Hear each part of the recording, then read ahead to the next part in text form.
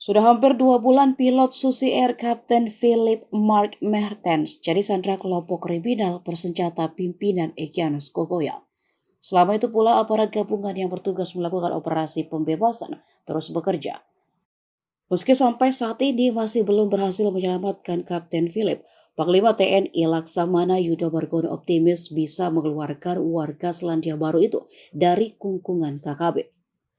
Namun Panglima mengaku cara mereka yang tidak menggunakan militer adalah untuk melindungi sandera itu sendiri. Sebab Panglima mengetahui rencana KKB yang akan bertindak dengan mengorbankan Kapten Philip. Yuda mengaku sudah mendengar pembicaraan kelompok Egyanus yang akan menembak pilot Susi Air jika aparat menyerang.